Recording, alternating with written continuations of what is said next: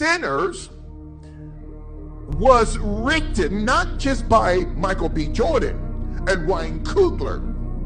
It was written by witches and warlocks that they brought from Africa here into Hollywood to write the script into counsel. Ryan Coogler, Michael B. Jordan. In other words, these men and women, they opened themselves up to demons. So if you say we are the original people, which we are, and that medicine and science, okay, and education and dentistry, chemistry came up out of Alkebulan, but witchcraft came up out of Alkebulan as well. God allowed 100 million plus people to be because of that.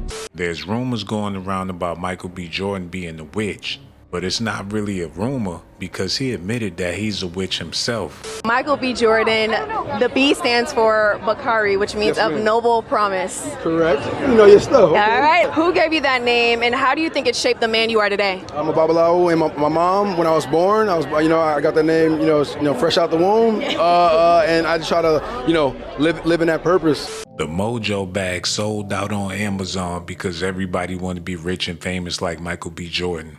He continues to say, I was named, this is Michael B. Jordan, said he was named or given his name by a babalawo. Now, for those of you who don't know, the term babalawo is a Yoruba word. It's a Yoruba term that has become sort of a catch-all phrase for a witch doctor or a native doctor or a shaman, right? So a babalawo is actually a witch or a witch doctor, okay? So Michael B. Jordan says proudly he was given his name by a babalawo. Now we're starting to see more than ever the rise of occultism. Now, occultism has always been in Hollywood, but the difference now is that occultism has taken a more explicit form, a more brazen form. It's. I'm starting to think Michael B. Jordan got into some far out stuff because he used to get bullied as a kid. And he went through a drastic transformation because back in the day, they said he was the corniest guy in New Jersey. And, we know each other. We go way back all the way to Chad Science in Newark, okay? Corny kid, right? No, I did not say that. Misquoted for sure. I heard it. Michael B. Jordan calls out a former classmate for making fun of him, and it is awkward. Oh, why y'all trying to start drama over here? The whole thing went down on the red carpet at a screening of Michael's flick Creed 3 in Atlanta, after he was approached for an interview by L'Oreal, the host of the Morning Hustle show, who reminded him they grew up together. And, we know each other. We go way back all the way to Chad Science in Newark, okay? Corny kid, right? No, I did not say that. Misquoted for sure. I heard it. No, you did not hear me say. I said we used to make fun of the name. But yeah, he is obviously Looking like he want to knock her ass out. killing things out here.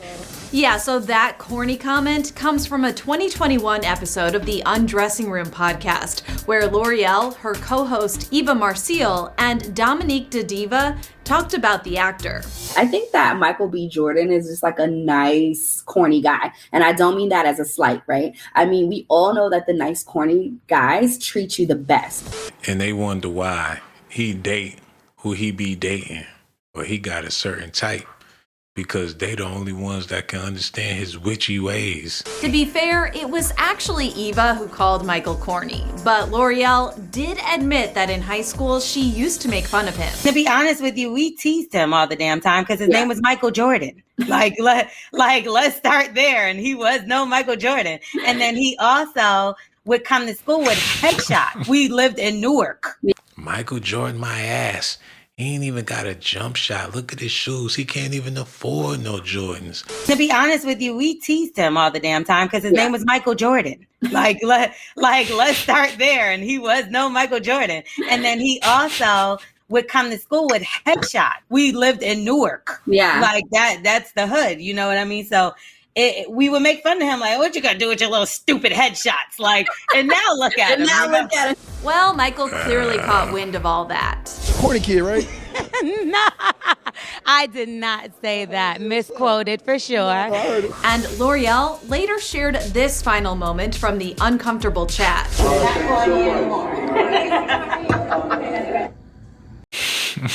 He just want to get a little piece of that hair so he can go home and do something to her, man. And while Michael isn't exactly laughing, he's not letting the childhood bullies get him down, offering this advice to someone who's going. Why he holding his mouth like that? What Tyler Perry and Steve Harvey been teaching this man? Going through a tough time. Just stay focused and stay locked in, you know, just follow your heart, you know, try to block out the noise and distractions as much as possible and run your race. You know, don't compare yourself to anybody else, just keep going. That was Michael at the LA premiere of Creed 3 on Monday. He chatted with ET and opened up about the release of the film, which he starred in and directed, and his new Calvin Klein underwear ad. That Calvin Klein ad. First thought when you saw it. I was like, my mama gonna have to see this. Let me call her. I'm like, I'm sorry, it's out here. Got my business all out in the streets. I was about to say he got his meat all out in the streets. He could have said the family jewels all in the street. He was about to say the meat all out in the street. Got my business all out in the streets, literally. This is like a moment, you know, just have everything kind of coming together at one time. It feels great, you know, and be able to share that moment with, you know, my other actors who's having a moment of their own as well. It just feels special. It feels like everything's happening in the right time. Seems safe to say Michael's having the last laugh. So if you jump out the bushes and scare him, he might pull out that Harry Potter stick. He said he was born into this, so we don't know how weird his childhood was. If you ask me, I think him and Lori Harvey look like brother and sister. I don't know if they're related. I doubt if they're related, but they do look similar. In the same way they said he corny, they said she corny too. It's a possibility they was practicing witchcraft together. When two hot people get together, it just feels like all is right in the world, at least for the moment, when they finally make their relationship official. And I think the same can be said when Michael B. Jordan and Lori Harvey confirmed they're actually dating on the gram. But even though this relationship is still fairly new, the few glimpses that they shared on Instagram makes it feel like they've been together forever.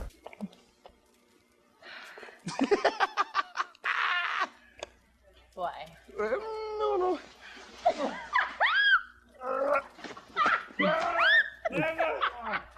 And on top of their adorable videos, they also have the sweetest nicknames for each other too. I mean, could they be any more perfect? The answer to that is probably not, but you know what they say, there's always room for growth. Anyway, like I mentioned before, the two technically just started dating in the public eye, but there's still quite a bit to talk about when it comes to their relationship timeline. It all started when Michael and Lori were both spotted getting off of a flight in almost identical sweatsuits the day before Thanksgiving. The matching sweatsuit combo, spending a family holiday together, those two things are a huge giveaway of something serious going on, but maybe they just weren't ready to comment on the status of their relationship. Anyway, after Thanksgiving, MBJ and Lori were They trying to bring back Enter the Dragon. Why he looking like Bruce Leroy Jones right there? MBJ and Lori were spotted yet again on another getaway, and this time it was during New Year's. The two were caught getting off another plane together when they touched down in Salt Lake City, Utah, and then shared Insta stories of themselves snowboarding, but both were pretty careful not to show the other on their IG. Then, 10 days into the new year, Michael and Lori made their relationship Insta official by sharing photos of each other to their respective feeds. And just like that, the sexiest man alive was off the market. Now that their relationship is out in the open, MBJ and Lori hit the ground running with the flirty comments. On Lori's birthday, Michael sent her well wishes, dozens of white roses, and shared his nickname for her by calling her Turtle in the comment section, while she called him Nugget in her response.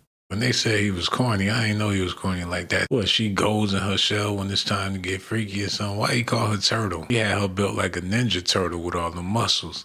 Oh my God, do. Somebody please say it ain't so. Michael B. Jordan was a witch this whole time and we didn't even know about it. How many other witches are there in Hollywood?